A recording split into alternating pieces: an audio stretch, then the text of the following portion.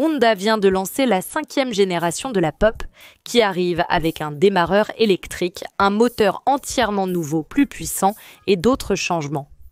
Si tu es nouveau ici, je suis Amanda Pagliari et c'est la chaîne moto la plus charmante du Brésil. Alors, mets un like tout de suite et abonne-toi à la chaîne pour ne rater aucune vidéo. Cette chaîne, la plus charmante, vous présente aussi les meilleures nouveautés, alors abonnez-vous.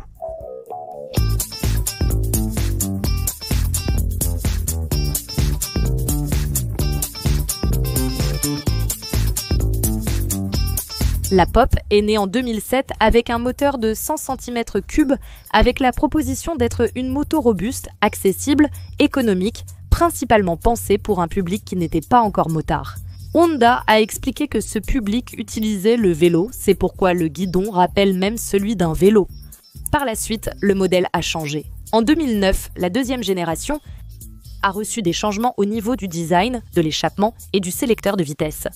En 2015, elle est passée de 100 à 110 et a reçu un moteur à injection électronique, un nouveau design, un système d'éclairage et un nouveau tableau de bord. En 2019, le dernier changement a eu lieu, elle a été équipée de freins combi brake. Et maintenant, la 5e génération de la Pop est arrivée. Pourquoi Honda a-t-elle changé la Pop ? Eh bien, principalement à cause de la norme ProMode 5 qui entrera en vigueur en 2025, donc tout le monde doit s'adapter. Honda est allée plus loin. En plus de s'attaquer à la pollution, elle a apporté des changements significatifs sur la Pop. Le look de la Pop a changé, d'accord, c'était subtil, mais j'ai trouvé que cet autocollant sur le côté était vraiment sympa et ce sigle démarrage électrique signifie démarrage électrique. C'est ça, un autre changement. C'est que maintenant, vous n'avez plus la pédale pour démarrer la moto. Maintenant, c'est ici, avec le bouton, beaucoup plus pratique. Les vitesses restent au nombre de 4, d'accord ? Mais le système de vitesse a changé maintenant, n'est-ce pas ? Elle a maintenant une boîte de vitesse semi-automatique rotative, comme celle de la bis. Avec cela, nous n'avons plus le levier d'embrayage ici. Et ce qui est sympa, c'est que, comme sur la bis, quand vous arrivez à la 4e vitesse, si vous appuyez à nouveau, vous revenez à la 1re. Donc c'est très intéressant. Le principal changement concerne le moteur, qui est maintenant entièrement nouveau. Aucune vis n'a été réutilisée. Ce moteur est basé sur un moteur déjà utilisé en Asie, mais il a été adapté par les ingénieurs brésiliens pour notre pays. C'est un moteur monocylindre refroidi par air de 109,5 cm3 qui développe 8,43 chevaux vapeur de puissance et 0,95 kgfm de couple.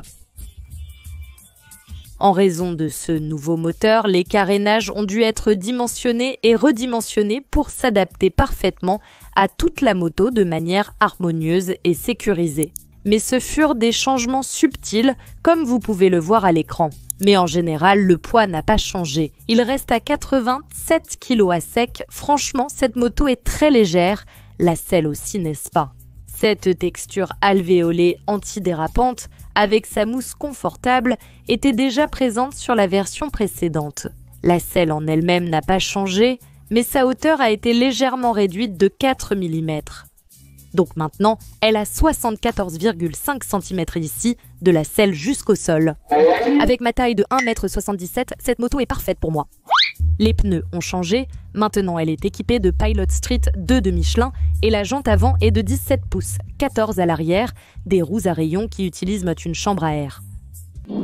Un autre changement a eu lieu ici au niveau de l'échappement et du design, ainsi qu'en ce qui concerne l'émission de polluants. Et un autre changement subtil a été apporté à la suspension, en fait à l'ancrage de la suspension avant, mais la suspension elle-même n'a pas changé. Et à l'arrière, 2 ressorts avec une course de 83 mm. En ce qui concerne les freins, elle est équipée de tambours sur les 2 roues de 110 mm avec le système Combi Brake, un système combiné. Lorsque vous actionnez uniquement le frein arrière, il transmet également la puissance de freinage à l'avant, offrant ainsi plus de sécurité et respectant la législation comme je l'ai mentionné. Le système d'éclairage reste le même, il n'y a pas de LED sur la Pop, c'est une ampoule conventionnelle et le tableau de bord ici est toujours le même que celui de la génération précédente et elle n'a pas reçu de prise non plus. Le réservoir de carburant n'a pas changé, il a toujours une capacité de 4,2 litres d'essence, elle n'est pas flex. Eh bien, voilà les changements. Maintenant, allons rouler avec cette Pop Cent 10 et voir comment elle s'en sort.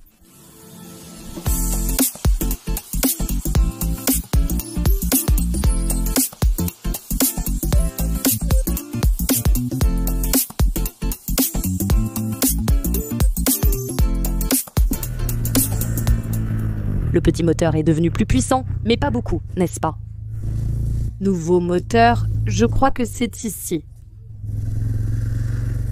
Je le trouve puissant et un peu plus coupleux. Puis-je donner mon avis?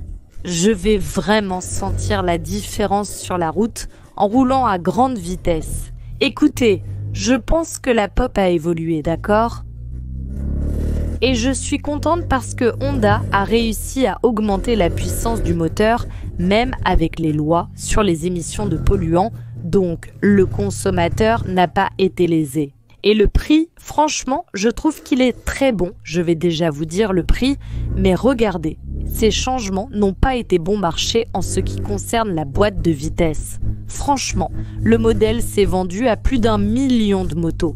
Donc, imaginez, chaque changement que Honda fait, même un autocollant, il faut multiplier par 1 million, n'est-ce pas? Du coup, ça finit par devenir cher alors que son objectif, justement, c'est d'être plus abordable. Non, moins cher. N'importe quel petit supplément finit par peser sur le portefeuille des gens.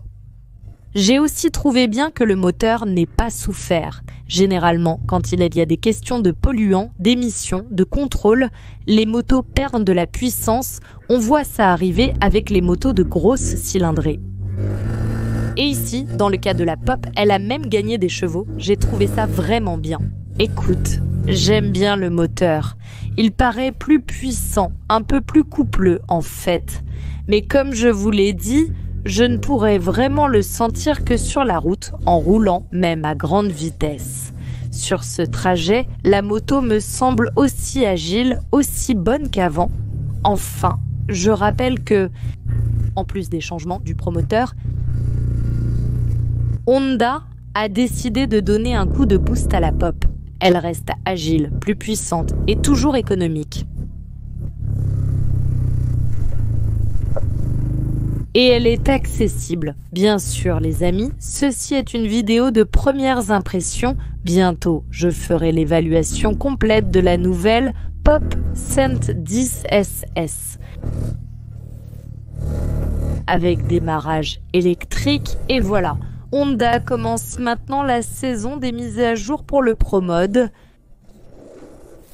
Alors ne quittez pas la chaîne Motoplay, abonnez-vous déjà pour rester au courant de toutes les nouveautés. Et à qui s'adresse la Pop 110 de Honda? Selon le constructeur, avec leurs données, ils ont un public qui n'a jamais eu accès à une moto, venant du vélo ou à pied, et finit par découvrir la Pop 110, ainsi que d'autres motards et d'autres marques aussi.